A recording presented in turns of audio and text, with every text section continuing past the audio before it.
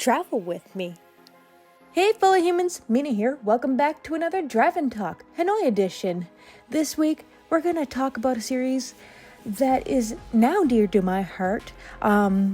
We are going to talk about the Throne of Glass series by Sarah J. Maas, or more particularly right now, we're starting with the prequel to the Throne of Glass, which is called The Assassin's Blade by Sarah J. Maas.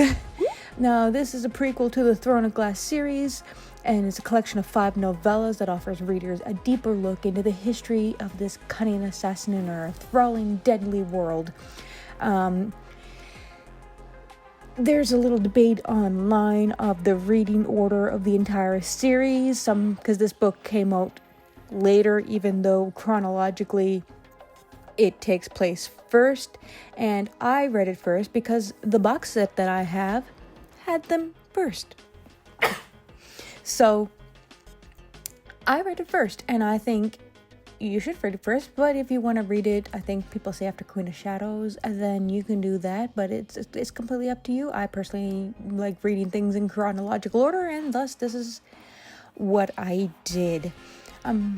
So yeah, let's get into it. There's going to be some spoilers, by the way, mild spoilers, maybe major, I can't remember, you'll see when we get into it. I'm going to talk about each story individually and then my thoughts as a whole. But yeah, what a great introduction to the Throne of Glass series. I read ACOTAR, the Court of Thorns and Roses series, also by Maas, and it's my favorite series. I was excited to finally be able to dive into her other works. Since this is a bunch of novels, as I said, I'll review each individually. So the first is The Assassin and the Pirate Lord. Great, by the way, a lot of the characters in this series have names that are questionable to pronounce. It's a fantasy, and I haven't listened to the audiobook yet, so do with that what you will. If your head canon pronounces the name wrong, my pronunciation wrong, then yeah. Anyway, great introduction to Celiana's character. I do find it odd that some of the names are very fantasy, like our main character, Celiana, and then some names are just random non-fantasy names like Sam and Ben. Maybe they're short for something. Also, I found it odd that Celiana left the Pirate Lord alive. Actually, if I recall, she left everyone alive. Judging from her personality and assassin's background, it felt like she should have killed at least one person. But then again, this shows that she's not heartless, if we didn't early realize that when she first freed the slaves. Book 2, The Assassin and the Healer. I didn't expect such a sweet story involving assassins and mercenaries, but here we are.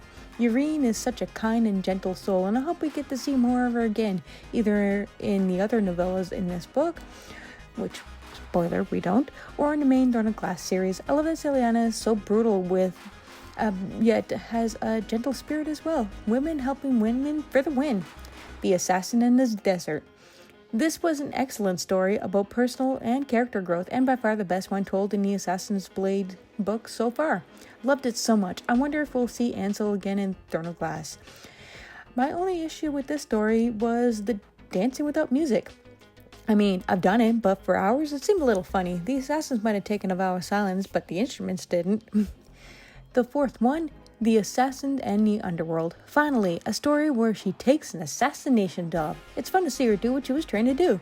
The only thing I didn't like was that Sam had to come into the rescue. It's realistic, but she's supposed to be the badass assassin, and I was hoping she would be able to get out of the sewers on her own. And she mostly did, but yeah.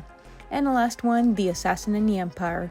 What an emotional gut punch. Really sets the tone for the rest of the series. I knew her mentor had betrayed her immediately, but it still didn't take away from my enjoyment of the story.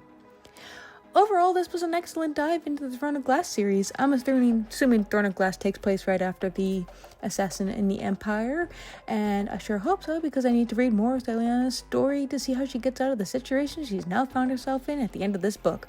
I do think these novellas could have been one novel, Assassin's Blade. I don't see why they were all separate, as they follow a cohesive storyline, and it reads like one giant story anyway. But, I mean, it's all published on one book now, so I guess ignore this comment.